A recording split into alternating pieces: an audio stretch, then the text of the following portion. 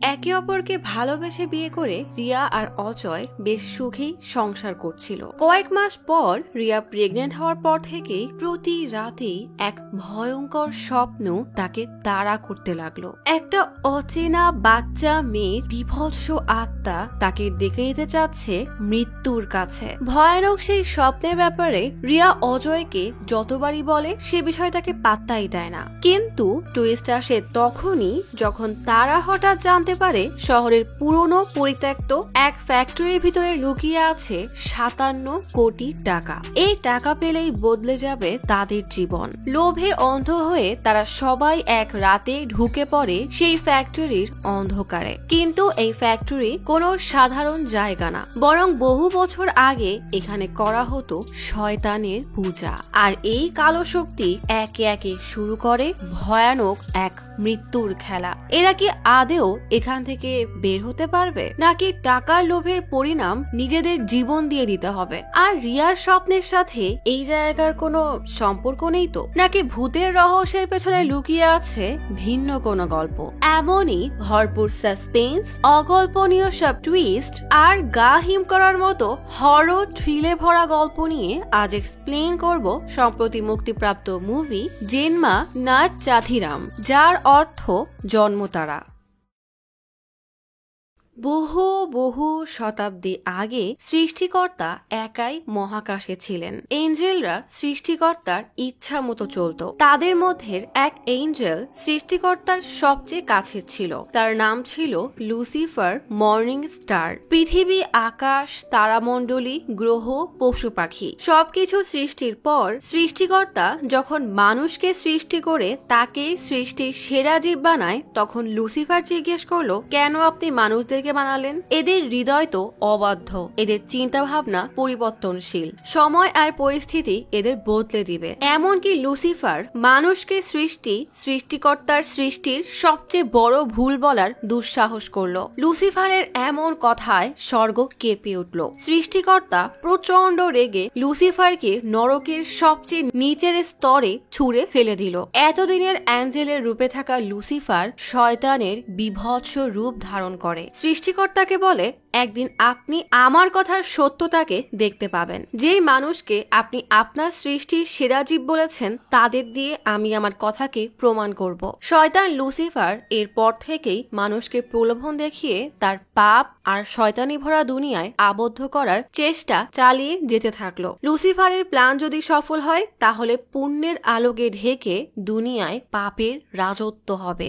এরপরে 3টা 6-এর চিহ্ন মাথায় নিয়ে প্রতারণার আবরণে লুসিফারের ছেলে দুনিয়ায় আসে। শয়তান মানুষের ছদ্মবেশে দুনিয়ায় প্রবেশ করে। কালো পোশাক পরা কিছু মানুষ একজনকে একটা নব্যজাত শিশুকে দান করে। গল্প চলে আসে চেন্নাই শহরে। রাত তখন 1:15। গভীর রাতে শহরের সবাই যখন ঘুমিয়ে আছে, তখন রিয়া টেবিল ল্যাম্পটা জ্বালিয়ে প্রতিদিনের মতো তার ডায়েরি লিখছে। রিয়া তার ডায়েরিতে লেখে, আজও অজয় একটা প্রডিউসারের সাথে দেখা করতে গিয়েছিল, তবে প্রতিবারের মতোই এবারও তাদের মিটিংটা সাকসেস হয়নি। অজয় আজ আমাকে বলেছে আমার জীবনের গল্প তুমি আসার কারণে একটা ভালো এন্ডিং পেয়েছে, তেমনি আমার লেখা গল্পটাও একদিন ভালো একজন ডিরেক্টর খুঁজে পাবে। তখনই টেবিল ল্যাম্পটা একা একাই জ্বলতে নিভতে শুরু করে। রিয়া লাইটের সুইচটা একবার বন্ধ করে আবার অন করতেই আলোটা ঠিক হয়ে যায়। তখনই দমকা এক বাতাস বইতে শুরু করে। রিয়া পেছনের দিকে তাকিয়ে দেখে তার স্বামী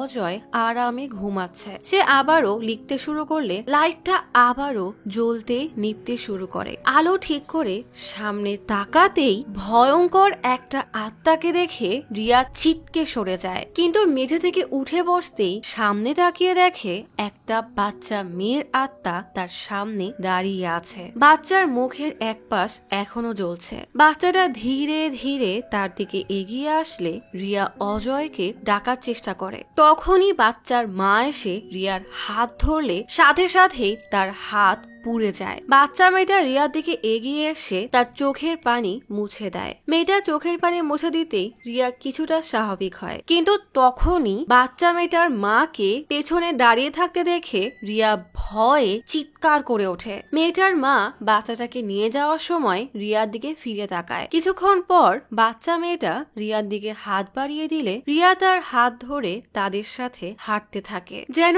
সে আর নিজের মধ্যে নেই। হাঁটতে হাঁটতে সবাই বিল্ডিং এর ছাদে আসে। মা আর মেয়ে ছাদের রেলিং এর উপরে উঠে রিয়ার দিকে হাত বাড়িয়ে দেয়। রিয়া ও আনমনেই তাদের হাত ধরে রেলিং এর উপরে উঠে সেখান থেকে ঝাঁপিয়ে পড়ে। ঠিক এমনই একটা ভয়ঙ্কর স্বপ্ন দেখে রিয়া জোরে চিৎকার দিলে অজয়ের ঘুম ভেঙে যায়। অজয় ঘড়ির দিকে তাকিয়ে দেখে সময় এখন 1:30। অবাক করার বিষয় হচ্ছে অজয় রিয়াকে কিছু না বলেই আবারও ঘুমিয়ে পড়ে, যেন তাদের সাথে রোজ রাতে এমনই হয়। পরের দিন সকালে ডোরবেলের শব্দ শুনে অজয় ধরফর করে ঘুম থেকে ওঠে। পাশে রিয়াকে চুপচাপ শুয়ে থাকতে দেখে অজয় তার মুখে হাত বুলিয়ে দিয়ে বাইরে চলে আসে। তখনই ভিনু অজয়কে জিজ্ঞেস করে, তোর ঘুম ভালো হয়েছে তো? অজয় বলে, সকাল সকাল এমন ভয়ঙ্কর ডোরবেলের শব্দে ঘুম ভাঙলে কার ঘুম ভালো হয়? সুজি বলে, গত রাতে তোমাদের ঘর থেকে অদ্ভুত শব্দ আসছিল।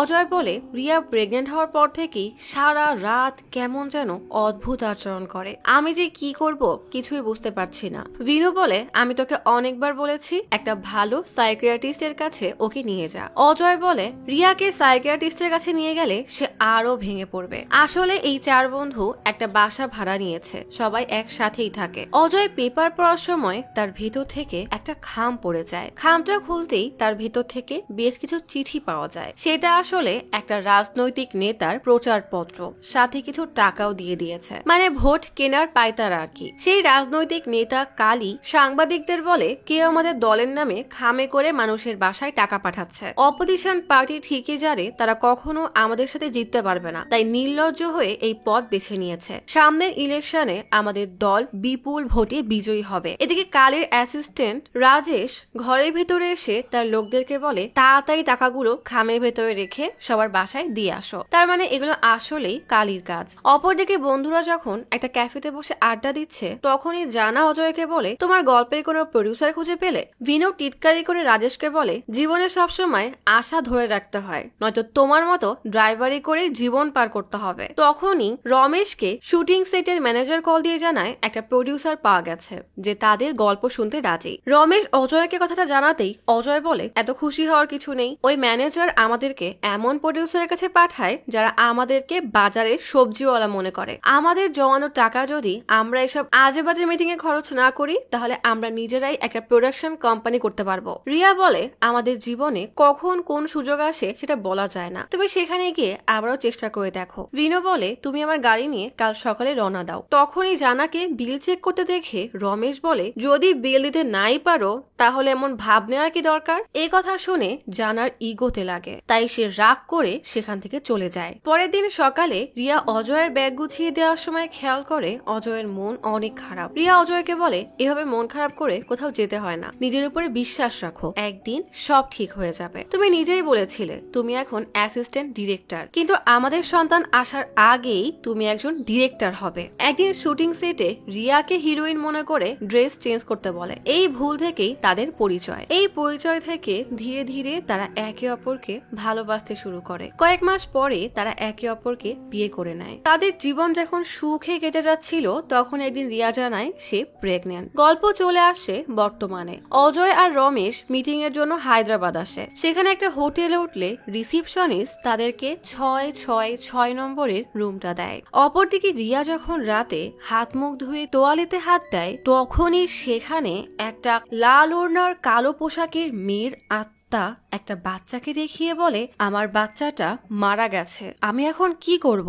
রিয়া ভয়ে দূরে সরে যায়। আত্মাটা আর দেখা না গেলেও সে ফিসফিস করে একই কথা বারবার বলতে থাকে, আমার বাচ্চা মারা গেছে, আমি এখন কি করব? রিয়া ভয়ে কোনো মতে ওয়াশরুমের দরজা খুলে বের হয়ে ভিনুর ঘরের দরজায় ধাক্কা দিতে থাকে, কিন্তু ভিনু ঘুমিয়ে থাকায় কিছুই বুঝতে পারে না। এদিকে রিয়ার চারপাশে সেই একই শব্দ ভাসতে থাকে। রিয়া ভয়ে পিছনে সতে সত্যি জানালার কাছে চলে আসে। তখনই সেই আত্মা আবারও তার সামনে এসে বাচ্চাকে ধরে বলে, আমার বাচ্চা মারা গেছে, আমি এখন কি করব?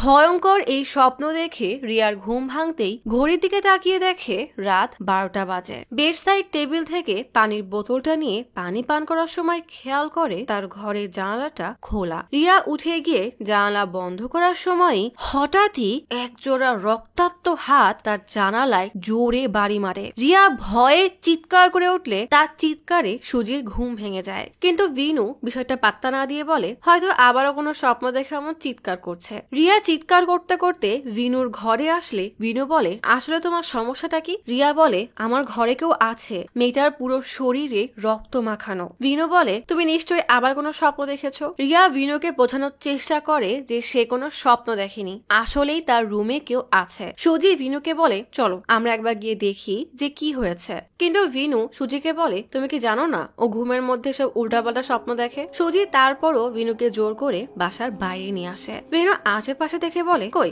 এখানে তো কেউ নাই। রিয়া তার হাত ধরে টেনে জানালার দিকে নিয়ে যাওয়ার সময় বলে, আমি তাকে ওই দিকেই দেখেছি। সবাই তখন জানালার সামনে গিয়ে দেখে সত্যি সেখানে একজোড়া রক্তমাখা হাতের ছাপ পড়ে আছে। এমন ভয়ানক দৃশ্য দেখে সবাই আটকে ওঠে। বিনু সুজির দিকে তাকাতেই সুজি বেশ ঘাবড়ে আঙ্গুল দিয়ে বাগানের দিকে কি যেন একটা ইশারা করে। সবাই ভয়ে ভয়ে সেদিকে এগিয়ে যায়। তখনই বাগানের মাঝ থেকে রক্তাক্ত অবস্থায় এমএলএ কালীর অ্যাসিস্ট্যান্ট রাজেশ বের হয়ে আসে। বিনু জিজ্ঞেস করে, তুমি কে আর এত রাত এখানে কি করছো? বিনু বলে, আমাদের এখনই পুলিশকে বলতে হবে। রাজেশ হাত জোর করে বলে, আপনারা যদি পুলিশকে ডাকেন তাহলে ওরা আমাকে মেরে ফেলবে। আমি এমএলএ কালীর অ্যাসিস্ট্যান্ট। গত 15 বছর ধরে আমি ছায়ার মতো সব সময় তার হুকুম পালন করেছি। জীবনে নিজের বেতনের চাইতে একটা পয়সাও বেশি নিইনি। কয়েকদিন আগে বাইকে করে যাওয়ার সময় আমার মেয়ে বেশ অসুস্থ হয়ে পড়ে। তাকে সামলাতে গিয়ে আমরা রাস্তায় পড়ে যাই। তাড়াতাড়ি আমি তাকে হাসপাতালে নিয়ে যাই। ডক্টর তার চিকিৎসা করে বলে, আপনারা এত কেয়ারলেস হলে বাচ্চা সামলাবেন কিভাবে? আমি আপনাদেরকে বারবার বলেছি দিব্যার হার্টের ফুটোটা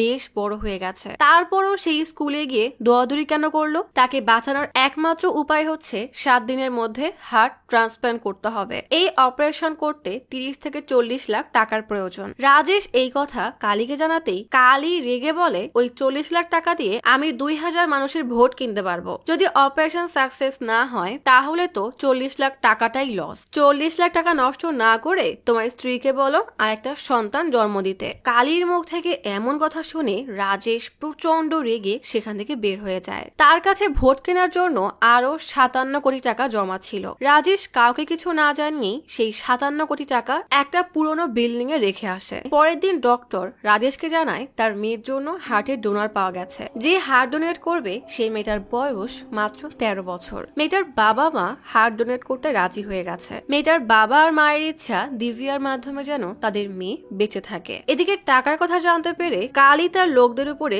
ভীষণ রেগে যায়। সে তার লোকদেরকে বলে, রাজেশের পরিবারের একজনও যেন বেঁচে না থাকে, আর সকাল হওয়ার আগে আমি আমার টাকাগুলো ফেরত চাই। রাজেশ তার ব্যাগপত্র গুছিয়ে বাসা থেকে বের হতে গেলেই দেখে কালীর লোকজন তার স্ত্রীর সামনে দাঁড়িয়ে আছে। লোকগুলো রাজেশের স্ত্রীর গলায় চাকু ধরলে রাজেশ বলে, আমার শুধু 40 লাখ টাকার দরকার, বাকি টাকাগুলো আমি দিয়ে দিব। রাজেশ লোকগুলোর পায়ে ধরতে গেলে রাজেশের স্ত্রী বলে, আপনি ওদের পায়ে ধরবেন না। সে নিজেই লোকটার হাতে চাকু দিয়ে নিজেকে শেষ করে দেয়। এই সুযোগে রাজেশ বাসা থেকে দৌড় দিয়ে পালিয়ে যায়। রাজেশ ডক্টরকে কল দিয়ে জানায়, আপনি তাড়াতাড়ি আমাকে ব্যাঙ্গালোর হাসপাতালের ঠিকানা দিন, আমি টাকা নিয়ে কাল সকালের মধ্যেই সেখানে যাব। কিন্তু তখনই কালের লোকজন এসে রাজেশকে মারতে শুরু করে। রাজেশ বিনুকে বলে, আমি কোনো মতে ওদের ওখান থেকে পালিয়ে এসেছি। কাল সকালে ব্যাঙ্গালোর হাসপাতালে গিয়ে ডক্টর জোসেফের সাথে দেখা করবে, বাকি সবকিছু সেই তোমাদেরকে বুঝিয়ে দিবে। পন্ডিচেরি রোডে পুরনো একটা পরিত্যক্ত কারখানায়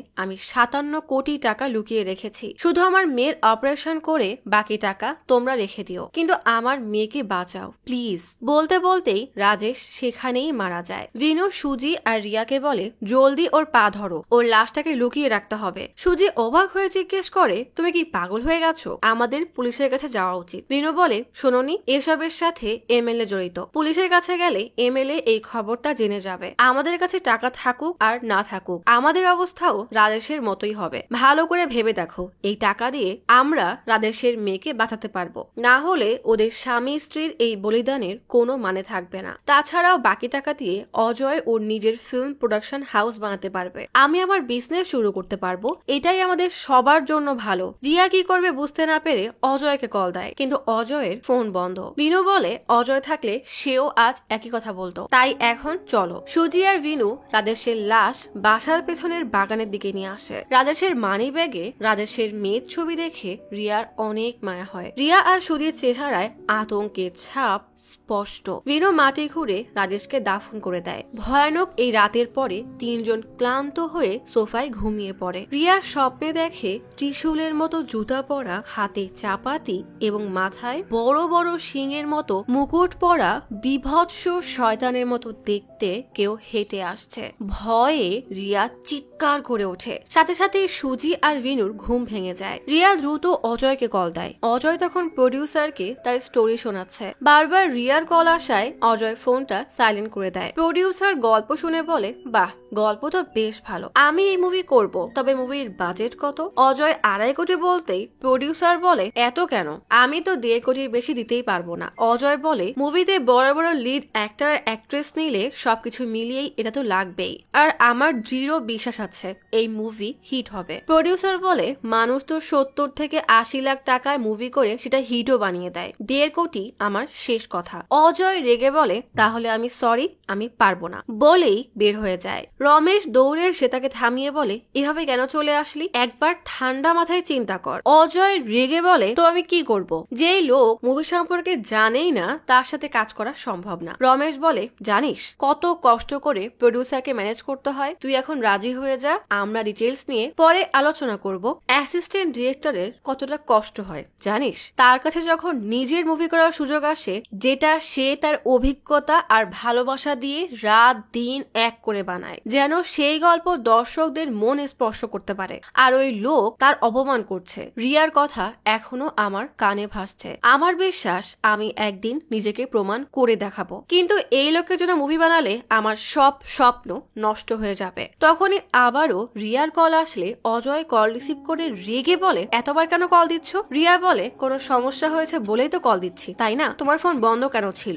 অজয় বলে, চার্জ ছিল না। কি হয়েছে সেটা বলো। রিয়া বলে, গত রাতে কি হয়েছে জানো? এদিকে রিয়া আর অজয়ের কল ক্রস কানেকশন হয়ে সাত্তি নামের আরেকটা ছেলের সাথে কনফারেন্সে চলে যায়। রিয়া অজয়কে গত রাতে সবকিছু বলে। ওদিক থেকে সাত্তি তাদের সব কথা শুনে ফেলে। অজয় বলে, তোমরা কি পাগল হয়ে গেছো? কি করেছো এসব? রিয়া বলে, বিনু বলল এমন না করলে আমরা বিপদে পড়ে যাব। বিনু ফোন নিয়ে বলে, দুপুর 1:30টায় ফ্লাইট আছে, টিকিট কেটে দিচ্ছি, তুই চলে আয়, তারপর সব কথা হবে। এসপি এমএলএ কে বলে, আমরা সব রাস্তায় চেকপোস্ট বসিয়েছি, লোকাল হাসপাতালে খোঁজ নিয়েছি, কিন্তু রাজেশের কোনো খোঁজ পাওয়া যায়নি। এমএলএ বলে, মোবাইলে লোকেশন ট্র্যাক করেছো না? এসপি বলে, সেটাও করা হয়েছে, ফোনের লোকেশন রাজেশের উপরে যেখানে হামলা হয়েছিল সেখানেই দেখাচ্ছে। তদন্তটা আনঅফিসিয়ালি করছি, তাই সবকিছুতে বেশ দেরি হচ্ছে। এমএলএ বলে, রাজেশ আমার বিষয়ে জানে না এমন কিছুই নেই, যদিও বেঁচে থাকে আর সাধারণ জনগণকে আমার সত্যটা বলে দেয় বা অপোজিট পার্টির সাথে মিলে আমার সত্য জানিয়ে দেয়, তাহলে আমার পলিটিক্যাল ক্যারিয়ার একদম শেষ হয়ে যাবে। যদি অফিসিয়ালি তদন্ত করলে কাজটা তাড়াতাড়ি হয়, তাহলে রাজেশের নামে কমপ্লেইন লেখো যে সে এমএলএ এর অ্যাসিস্ট্যান্ট হয়ে পার্টির ফান্ড থেকে 5 কোটি টাকা নিয়ে পরিবারের সাথে পালিয়ে গেছে। প্রতিটা নিউজ চ্যানেলে রাজেশের টাকা নিয়ে পালিয়ে যাওয়ার খবরটা ব্রেকিং নিউজে চলতে থাকে। সাত্তি তার সিনিয়র মুরুগানের কাছে এসে সেই রেকর্ডিং শোনায়। আসলে সাত্তি আর মুরুগানের ছোট্ট একটা চ্যানেল আছে।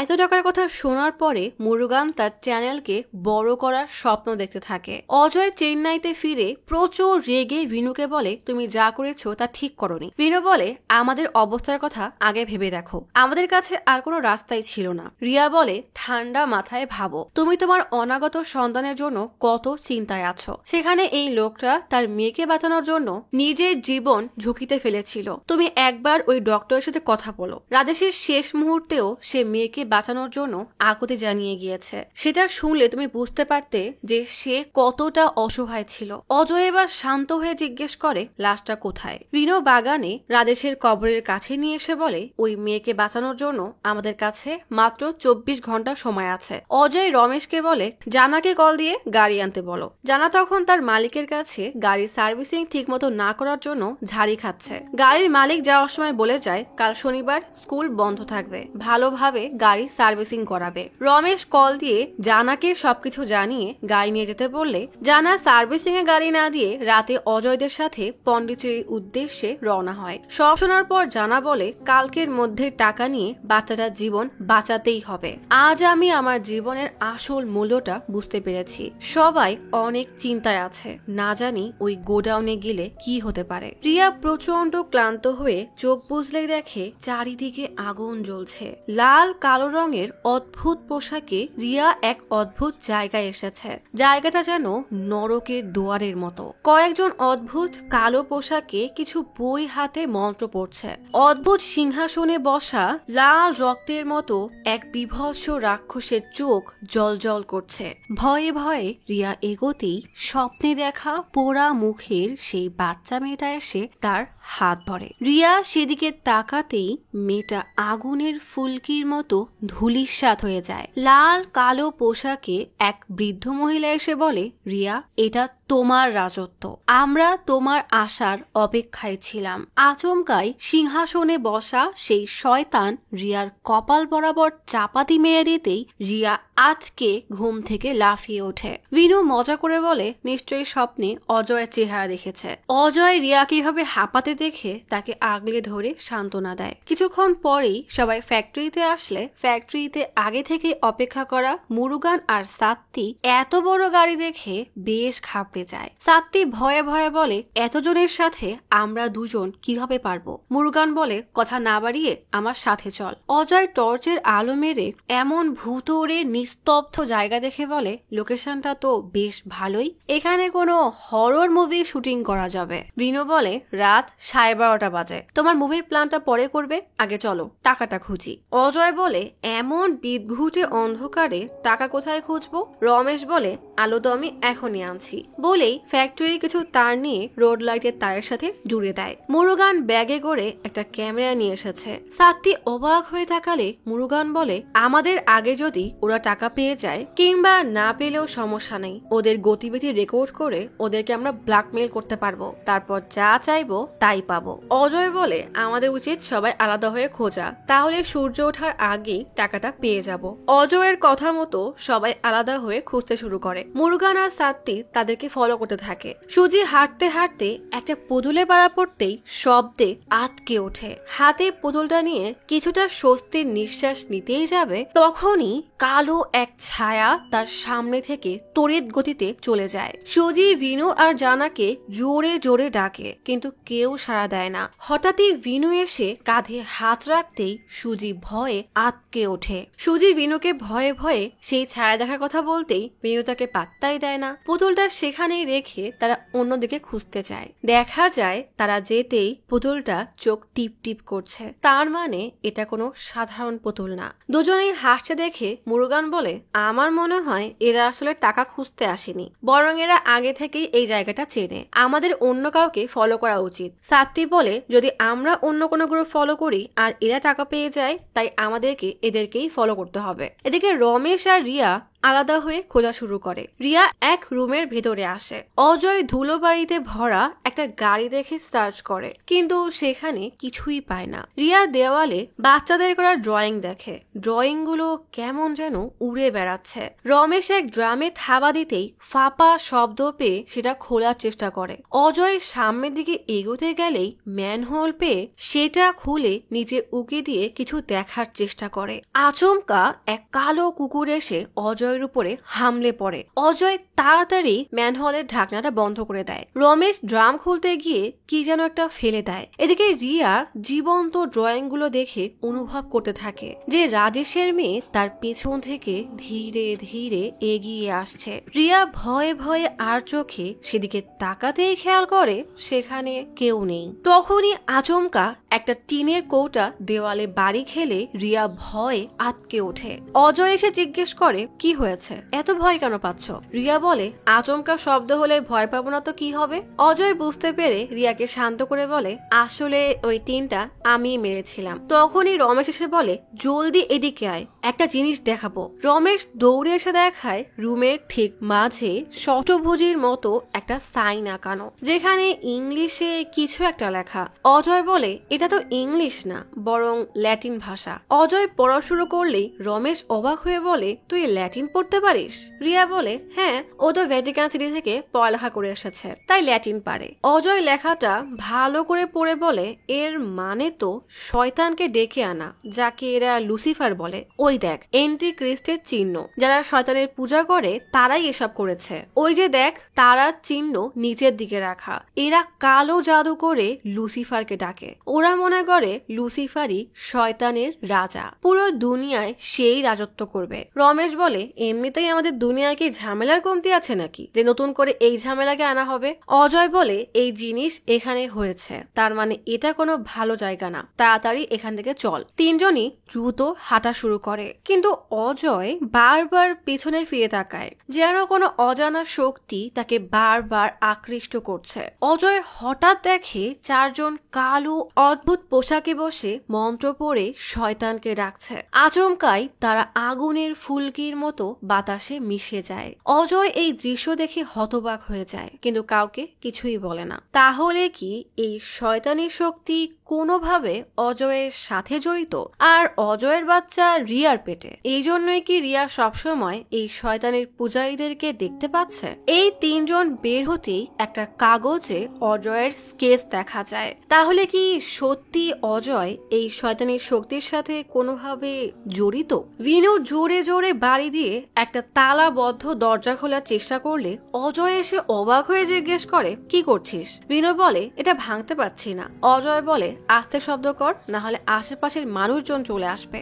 জানা বিনুকে সরিয়ে তালায় জোরে এক বাড়ি মারতেই দরজাটা খুলে যায়। সবাই ভেতরে গেলে মুরুগান ক্যামেরা নিয়ে তাদের পিছু পিছু যায়। সুজি অন্ধকার এক জায়গায় আসলে ভয়ে তার গা ছমছম করে ওঠে। তখনই সেখানে জানা আসলে সুজি ভয়ে ঘাবড়ে যায়। জানাকে জিজ্ঞেস করে, কিছু পেয়েছো? জানা বলে, না, এই ধরনের পরিত্যক্ত ফ্যাক্টরিতে আয় উদ্ধার পূজা করা হয়, কিছু টাকা দেবীকে উৎসর্গ করা হয়, সেই টাকাও এখানে নেই। কথা শেষ করার আগেই অদৃশ্য এক শক্তি জানাকে হ্যাচকা টান দিয়ে নিয়ে যায়। সুজি জোরে চিৎকার করে উঠলে ভিনু এসে জিজ্ঞেস করে, কি হয়েছে? সুজি বলে, জানাকে কিছু একটা টেনে নিয়ে গেছে। ভিনু সুজির কথায় বিশ্বাস করতে চায় না। রমেশ, অজয় আর রিয়াও সেখানে আসলে সুজি বলে, সত্যি বলছি, জানাকে কেউ টেনে নিয়ে গেছে। এই দেখো, মাটিতে টানার দাগ। এবার সকলে টাকার খোঁজ বাদ দিয়ে জানাকে খুঁজতে শুরু করে। খুঁজতে খুঁজতে অজয় জঙ্গলের দিকে চলে আসলে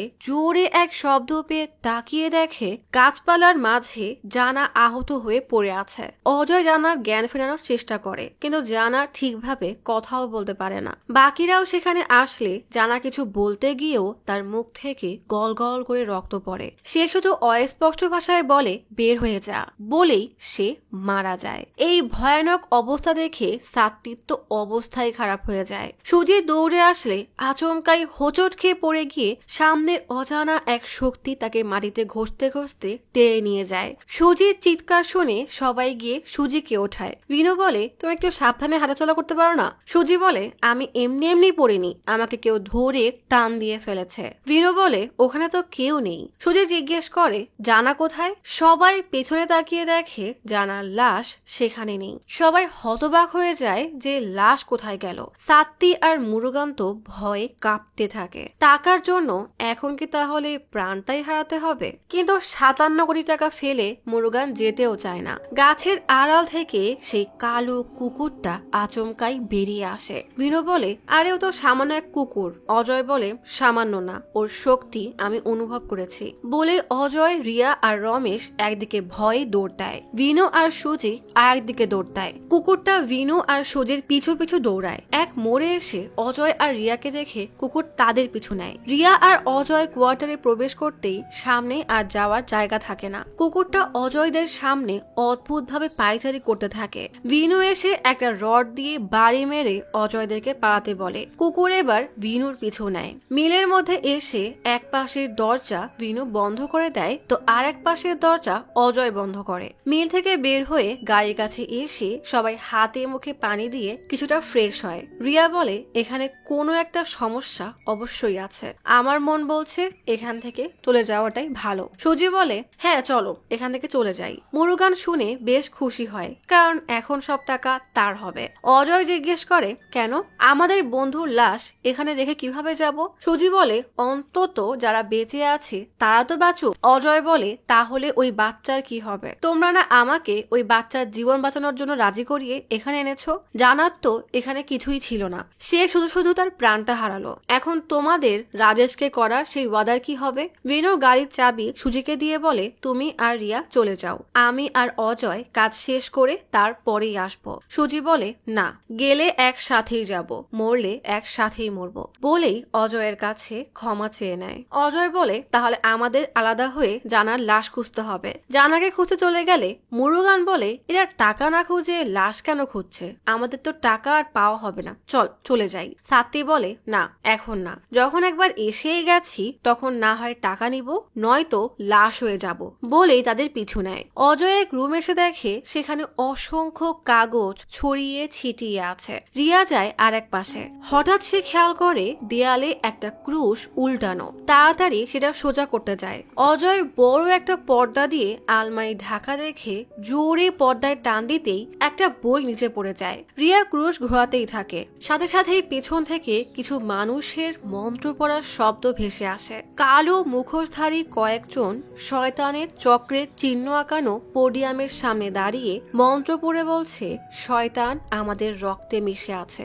অজয় বই খুলে শয়তানের চিহ্নকে জল জল করে জ্বলতে দেখে। উপরেই 3টা 6 লেখা, কিন্তু ভেতরের পেজগুলো একদম ফাঁকা। শয়তানের পূজারীরা পোডিয়ামের মাঝের পানি থেকে একটা রক্ত মাখা বাচ্চাকে তুলে আনে। বাচ্চাটার শরীর থেকে রক্ত গড়িয়ে পোডিয়ামে আঁকানো চিহ্নের উপরে পড়ে। তখনই আচমকা বিদ্যুৎ চমকালে বাচ্চাটা জোরে কান্না করে ওঠে। রিয়া ভয়ে এক চিৎকার দিয়ে দৌড় দেয়। রিয়ার চিৎকার শুনে অজয়ও দৌড়ে আসে। মাঝপথে রিয়াকে এইভাবে হাঁপাতে দেখে অজয় জিজ্ঞেস করে, কি হয়েছে? রিয়া হাঁপাতে হাঁপাতে বলে, ওরা সেই শয়তানের জাদু করছিল, একটা বাচ্চার সমস্ত শরীর জুড়ে রক্ত। তখনই আবার বিদ্যুৎ চমকালে রিয়া ভয়ে অজয়কে জড়িয়ে ধরে। রমেশ বারান্দা থেকে জিজ্ঞেস করে, কি হয়েছে?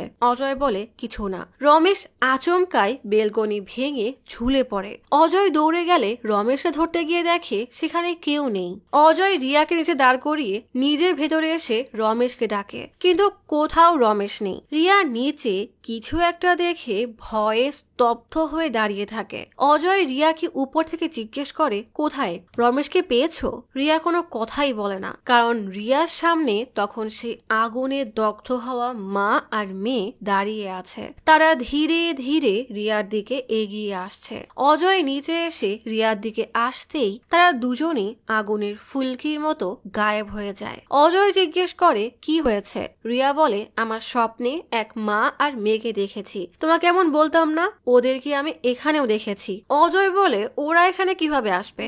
আর ওটা তো কেবল স্বপ্ন ছিল। রিয়া বলে, আমাকে বিশ্বাস করো প্লিজ। অজয় রিয়ার মানসিক অবস্থা বুঝতে পেরে বলে, জলদি এখান থেকে চলো। এদিকে কুকুরটা বের হওয়ার জন্য এক কাচের জানালায় জোরে জোরে বাড়ি মারতে থাকে। কয়েক ধাক্কার পর কুকুরটা কাঁচ ভেঙে বের হয়ে যায়। এদিকে সুজি আর ভিনু ম্যানহোলের সামনে এসে দেখে কুকুরটা ম্যানহোল ঘিরে কেন যেন গোল গোল ঘুরছে। সুজি আর ভিনু অবাক হয়ে তাকিয়ে অজয় আর রিয়াকে খুঁজতে থাকে। এদিকে অজয় আর রিয়াও সুজি আর ভিনুকে খুঁজছে। দুজনেই ক্লান্ত হয়ে যাওয়ায় রিয়া বলে, আমি আর পারছি না, পানির খুব পিপাসা পেয়েছে। অজয় বলে, তুমি আস্তে আস্তে আসো, ওখানে পানি আছে। উপর থেকে রিয়ার মুখে রক্তের কয়েক ফোঁটা পড়ে। রিয়া আর অজয় দুজনেই কৌতূহলী হয়ে উপরে তাকিয়ে দেখে রমেশের লাশ ঝুলছে। কে যেন তাকে দেওয়ালে পুঁতে দিয়েছে। দুজনেই ভয়ে চিৎকার করে ওঠে। ভয়ে সেখান থেকে পালিয়ে গেলে এক জায়গায় এসে বিনু আর সুজির সাথে তাদের দেখা হয়। বিনু জিজ্ঞেস করে কি হয়েছে, চিৎকার করছো কেন? অজয় বলে রমেশ আর বেঁচে নেই বলেই কান্না করে দেয়। এরই মধ্যে উপর থেকে মুরুগানের লাশ আছড়ে পড়ে। চারজনই ভয়ে কেঁপে ওঠে। সুজি তো ভয়ে উল্টা দিকে দৌড় দেয়। বিনু এবার সুজিকে খুঁজতে বের হয়। রিয়া হাঁপিয়ে যাওয়ায় অজয়কে রিয়ার সাথেই থাকতে হয়। দৌড়াতে দৌড়াতে কেউ একজন আচমকা সুজির মাথায় জোরে বাড়ি মারে। সাথে সাথেই সুজি নিস্তেজ হয়ে মাটিতে লুটিয়ে পড়ে। ভারী আদলার সাথে থাকা রড দিয়ে জানা এসে সুজির সামনে দাঁড়ায়। সুজি অসাড় হয়ে জানাকে অবাক হয়ে দেখলে জানা বলে এটা আমার খেলা বলেই সুজির মাথা একদম থেতলে দেয়। বিনু এসে সুজির লাশ পেয়ে অঝরে কান্না করতে থাকে। রিয়া আর অজয় এসে এই অবস্থা দেখে কান্না করে দেয়। অজয়ের তো পাগল হওয়ার মতো অবস্থা।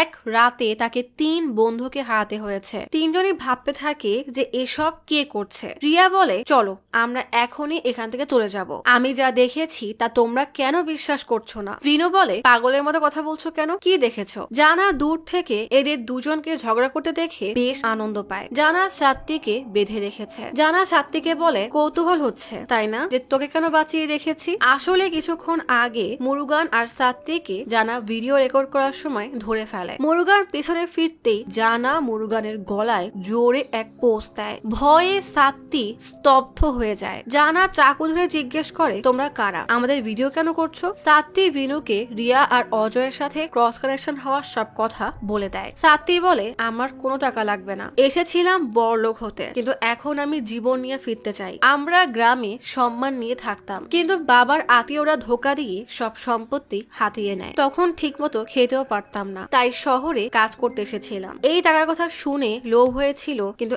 এখন আর টাকা চাই না। দয়া করে আমাকে ছেড়ে দিন, আমাকে আমার বাবা মায়ের দেখাশোনা করতে হবে। সাত্তির এই কথা জানার বেশ ভালোই লাগে, তাই সে সাত্তিকে বাঁচিয়ে রেখেছে। কারণ সমাজের প্রতিনিয়ত খোটা আর দুর্বলকে অবহেলার নজরে দেখার অভিজ্ঞতা জানার নিজেরও আছে। জানা আবারও বিনু আর রিয়ার কথা শুনতে যায়। রিয়া বলে আমি জানি যে কোনটা মনের ভুল আর কোনটা বাস্তব, আমাকে বিশ্বাস করো। বিনু বলে কি বিশ্বাস করব? স্বপ্নে দেখা ভূত বাস্তবে চলে এসেছিলাম অন্যের সাহায্য করে আর নিজেদের জীবনে কিছুটা সুখ নিয়ে আসবো, কিন্তু এভাবে জীবন দিয়ে মূল্য দিতে হবে তা চিন্তাও করিনি। অজয় বিনুকে জড়িয়ে ধরে সান্ত্বনা দেয়। বিনু রিয়ার কাছে ক্ষমা চেয়ে বলে যদি সবকিছু ভূতেই করছে তাহলে অপরিচিত এই লোকটার লাশ কোথা থেকে আসলো, আর জানার লাশই বা উধাও হলো কিভাবে? অজয় বলে রিয়া ঠিকই বলছে, এখানে কিছু একটা আছে। আমার মনে হয় জানা, রমেশ এবং ওই অপরিচিত লোকের লাশের স্পটে গিয়ে আমরা কিছু খুঁজে পাবো। আমরা কোনো না কোনো ক্লু তো অবশ্যই পাবো। সুজির লাশ একটা জায়গায় রেখে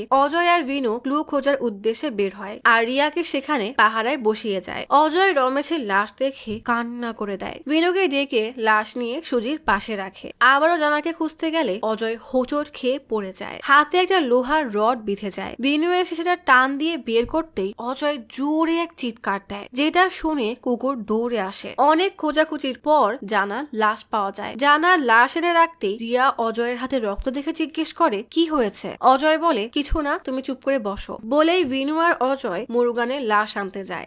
তিনটা লাশের সামনে বসে রিয়ার অনেক ভয় হচ্ছে। হুট করেই একটা কাক এসে রিয়ার উপরে পড়তেই সে ভয়ে আটকে ওঠে। রিয়া চোখ বন্ধ করে মন্ত্র পড়তে থাকে। জানা আচমকাই রিয়ার সামনে উঠে বসে। রিয়া চোখ খুলতেই সেই বিভৎস দেখতে বাচ্চার আত্মা আর মেয়ের মাকে দেখে ভয়ে চিৎকার দিয়ে ওঠে। বিনু আর অজয় মুরুগানের লাশ ফেলেই দৌড় মারে। রিয়াও দৌড়ে আসে। অজয় জিজ্ঞেস করে কি হয়েছে? রিয়া আমতা আমতা করে বলে ওই লাশগুলো। বিনু আর কিছু না শুনেই দৌড়ে এসে দেখে সেখানে কোনো লাশ নেই। অজয় হতবাক হয়ে জিজ্ঞেস করে লাশ কোথায়? রিয়া বলে আমি জানি না, আমি চোখ বন্ধ করে প্রার্থনা করছিলাম, যখনই চোখ খুলি তখনই বাচ্চাটাকে দেখতে পাই আর লাশগুলো সেখানে ছিল না। এই কথা শুনে বিনু রেগে গেলে অজয় বলে এ সময় রাগলে চলবে না, আমার মনে হয় এখানে আর বেশিক্ষণ থাকাটা ঠিক হবে না। বিনু বলে এত কিছু হওয়ার পরও তুই এসব বলছিস? আমি সুজিকেও হারিয়ে ফেলেছি। সুজিকে হারিয়ে বিনু পাগলের মতো আচরণ করতে থাকে। অজয় বলে আমরা জানি না এসব কে করছে। রিয়া ভাবছে হয়তো কোনো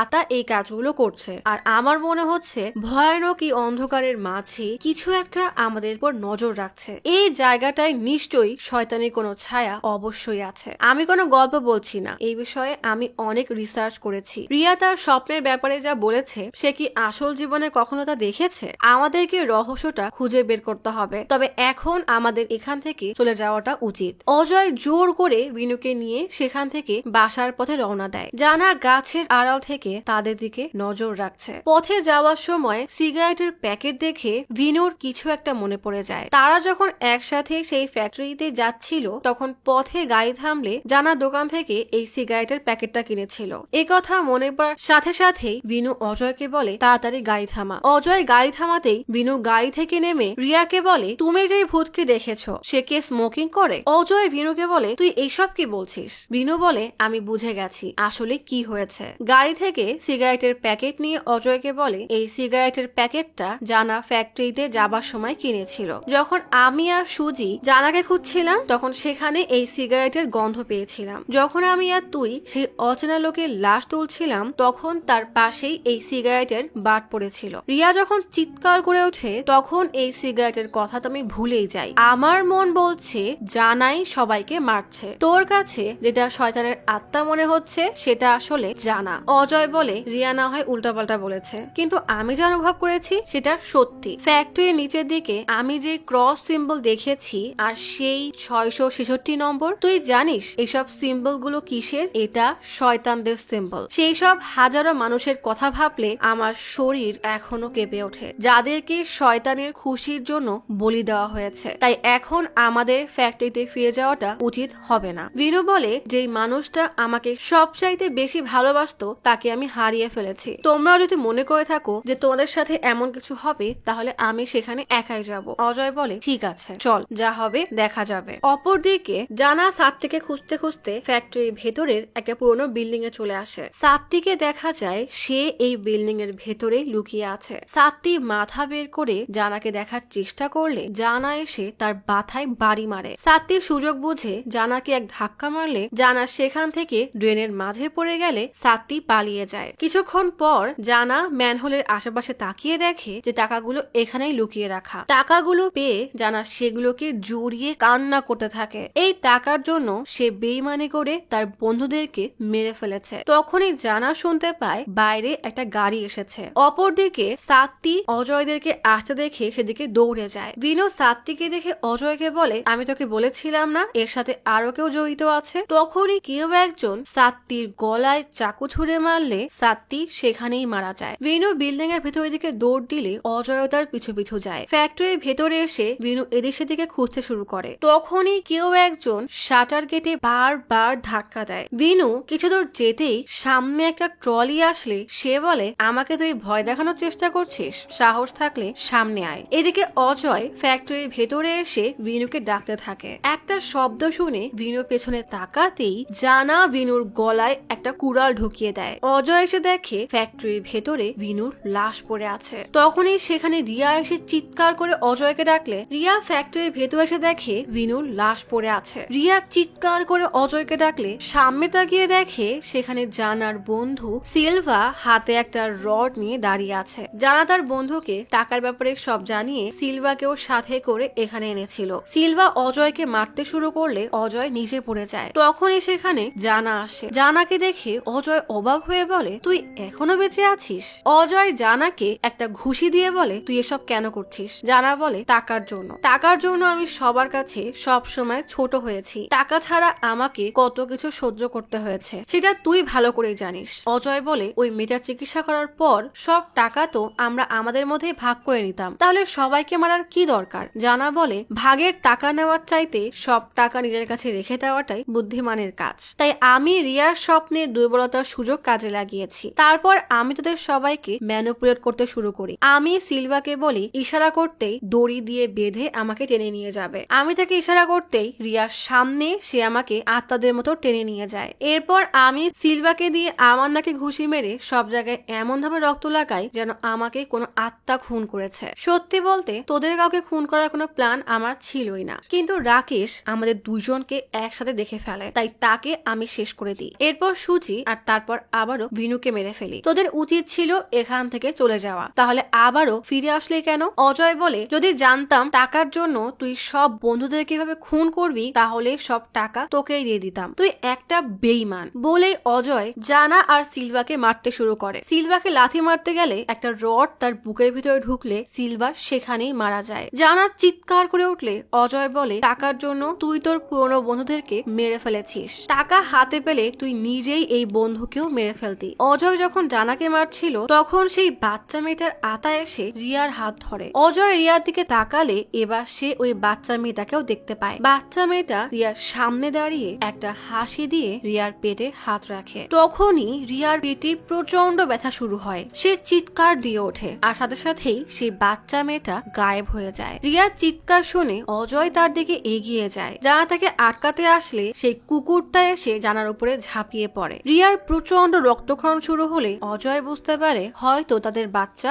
মারা গেছে। এদিকে কুকুরটা জানার গলায় কামড় দিয়ে তাকে মেরে ফেলে। এরপর ধীরে ধীরে অজয়ের দিকে এগিয়ে যায়। অজয় কুকুরকে তার দিকে আসতে দেখে থমকে দাঁড়ায়, কিন্তু কুকুরটা অজয়ের কাছে এসে এমন আচরণ করে যেন সে অজয়ের পোষা কুকুর। কুকুরটা ইশারায় অজয়কে তার পেছনে আসতে বলে। অজয় কুকুরকে ফলো করে আবারও ফ্যাক্টরির ভিতরে আসে। এরপর ম্যানহোলের সামনে এসে ম্যানহোলের চারপাশ ঘুরতে থাকে। অজয় ম্যানহোলের ভিতরে তাকিয়ে দেখে সমস্ত টাকা সেখানেই রাখা। এই ঘটনার কয়েক সপ্তাহ পার হয়ে যায়। রমেশের মেয়ে দিব্যার অপারেশন হয়ে গেছে। ডক্টর দিব্যাকে বলে, তুমি এখন ইচ্ছা মতো দৌড়াতে পারবে। ক্যাবিন থেকে বের হয়ে অজয় ডক্টরকে বলে, এমএলএ যদি রমেশকে তার মেয়ের চিকিৎসার জন্য টাকা দিত তাহলে রমেশ আর টাকা চুরি করতো না। সেই অপরাধে এমএলএ রমেশ আর তার স্ত্রীকে মেরে ফেলেছে। বাবার মাকে হারিয়ে বেচারি দিব্যা এখন অনাথ। তখনই এক নার্স এসে ডক্টরকে বলে, দিব্যার স্ক্যান রিপোর্ট চলে এসেছে। ডক্টর দিব্যার স্ক্যান রিপোর্ট দেখতে গেলে অজয় ক্যাবিনে আসে। নিজেদের বাচ্চা নষ্ট হয়ে যাওয়ার পর স্বামী স্ত্রী দুজনেই ঠিক করে দিব্যাকে তারা তাদের কাছেই রেখে দিবে। তারা যখন দিব্যাকে নিয়ে বাসার পথে রওনা দেয় ঠিক তখনই দিব্যার স্ক্যান রিপোর্ট দেখে ডক্টর বেশ ঘাবড়ে যায়। দিব্যার স্ক্যান রিপোর্টে তার মাথার ভেতরে 666 লেখা দেখা যায়। এমনটা দেখে ডক্টর তাড়াতাড়ি বাইরে আসে, কিন্তু তার আসার আগেই অজয় আর রিয়া লিফটে উঠে চলে যায়। ডক্টর সাথে সাথেই অজয়কে কল করলে অজয়ের ফোন বন্ধ হয়ে যায়। এদিকে হাসপাতাল থেকে বের হয়ে অজয় আর রিয়া দিব্যাকে নিয়ে নিজেদের গাড়ির দিকে যাওয়ার সময় অন্য একটা গাড়ির ভিতরে থাকা একটা কুকুর দিব্যাকে দেখে জোরে জোরে ডাকতে থাকে। চলে যাওয়ার সময় কুকুরটাকে ডাকতে দেখে দিব্যা তার দিকে রাগে দৃষ্টিতে তাকিয়ে থাকে। ডক্টর জানালা থেকে মাথা বের করে অজয়কে বারবার ডাকে। তখনই উপর থেকে একটা কাঁচ ভেঙে ডক্টরের মাথার উপরে পড়লে তার মাথা শরীর থেকে বিচ্ছিন্ন হয়ে যায়। ডক্টরের মাথাটা কেটে অজয়ের গাড়ির উপরে পড়লে তারা ভীষণ ঘাবড়ে যায়। রিয়া দিব্যার দিকে তাকিয়ে দেখে সে ভয়ে চোখ বন্ধ করে রেখেছে। রিয়া আর অজয় জলদি গাড়ি থেকে বের হয়। গাড়ির সামনে তখন নার্স আর সাধারণ মানুষের ভিড় জমে গেছে। গাড়িতে একা বসে থাকা দিব্যা চোখের উপর থেকে হাত সরিয়ে ভয়ানক দৃষ্টিতে রিয়া আর অজয়ের দিকে তাকিয়ে থাকে। পাশের গাড়ির কুকুরটা কাঁচে দম আটকে মারা যায়। দিব্যা বসে বসে ভাবতে থাকে শয়তানি পূজা করার সেই পরিত্যক্ত ফ্যাক্টরিতে কিভাবে সে সবার নজরের আড়াল থেকে তার বিভৎস হত্যাযজ্ঞ চালিয়েছে। সুজি তার টম এন্ড জেরি ছবি দেওয়া যে মগটা পছন্দ করত সেই মগে থাকা টমের হাতের হাতুড়ি দিয়েই সে সুজিকে বাড়ি মেরেছে। রমেশের পছন্দের বইয়ের মলাটে যেমন একজনকে দেওয়ালে ঝুলিয়ে মারার ছবি আছে ঠিক সেভাবেই সে রমেশকে ঝুলিয়ে মেরেছে। ভিনুর পছন্দের ট্যাটুতে সাপের সাথে যে কুড়ালের ছবি ছিল সেই কুড়াল দিয়েই সে ভিনুকে মেরেছে। তার মানে এইসব খুন আসলে জানা নয়, বরং দিব্যার ভেতরে থাকা শয়তানটা করেছে। নিশ্চয়ই ভাবছেন দিব্যা এত ছোট বাচ্চা, তাহলে সে এসব কেন করেছে? এর উত্তর জানতে হলে ফিরে যেতে হবে 5 বছর আগের সেই রাতে, যেই রাতে পরিত্যক্ত ওই ফ্যাক্টরিতে কিছু শয়তানের পূজারীদের পূজার ফলে জন্ম হয় শয়তান লুসিফারের সন্তানের। কালো পোশাকধারী এক পূজারী বলে, আজ থেকে শয়তান লুসিফারের বাচ্চার দায়িত্ব তোমার। এই শিশুর জন্ম হয়েছে পৃথিবীতে শয়তানের রাজত্বকে কায়েম করার জন্য। শয়তানের হুকুমে এই বাচ্চা যতদিন না নিজে তার পথ বানায় আর ভাগ্যকে নির্ধারণ করবে ততদিনের জন্য এই বাচ্চার ভরণ পোষণ এবং লালন পালনের দায়িত্ব তোমাকে দেওয়া হয়েছে। বাচ্চাটা প্রাপ্তবয়স্ক হওয়ার আগ পর্যন্ত যাদের যাদের শরণাপন্ন হবে তাদের সবাইকে একটা সময় পর মরতে হবে, যেমনটা রাজেশ আর তার স্ত্রী এবং বাকিদেরকে মরতে হয়েছে। প্রাপ্তবয়স্ক হওয়ার পরই শয়তানের রাজত্ব করার জন্য নতুন এক যুগের সূচনা করবে। সেদিন শয়তানের পূজারীরা যাকে এই বাচ্চার দায়িত্ব দিয়েছিল সে আর কেউ নয় বরং রাজেশ নিজেই। মানে রাজেশ নিজেই শয়তানের পূজারী ছিল। কিন্তু প্রশ্ন একটা থেকেই যায়, অজয়ের ছবি শয়তানদের পূজা করার স্থান ওই ফ্যাক্টরিতে কি করছিল? দেখা যায় সেই কুকুরটা গোডাউনের শয়তানের সেই বইকে পাহারা দিচ্ছে। সেদিন অজয় বইটা খোলার পর সব পাতা ফাঁকা ছিল, অথচ আজ বইয়ের সব পাতায় লেখা দেখা যায় এবং বইয়ের শেষে রিয়া, অজয়, দিব্যা আর কুকুরটার ছবি আঁকা। অজয়ের ছবি আঁকা কাগজটা উড়ে আসতেই দেখা যায় তাতে লেখা, একটা গাছ যতটাই বিষাক্ত হোক না কেন তার বেঁচে থাকার জন্য যেমন বিশুদ্ধ পানির প্রয়োজন, তেমনি লুসিফারের মেয়ে দিব্যাকে বড় করতে এক পবিত্র আত্মার প্রয়োজন ছিল, আর সেজন্যই এতগুলো মানুষকে তার জান দিতে হলো। এসব তো ওই শয়তানের বইতে আগে লেখা ছিল, আর এই জন্যই তারা রিয়ার বাচ্চাকে মেরে ফেলেছে যেন দিব্যা, রিয়া এবং অজয়ের কাছে থেকেই বড় হতে পারে। তার মানে এখানেই এই গল্পের শেষ না, এটা তো কেবল শুরু। এরপর দিব্যা বড় হতেই শয়তানের রাজত্ব কায়েম করার জন্য আরো কত মানুষকে তার শিকার বানাবে কে জানে।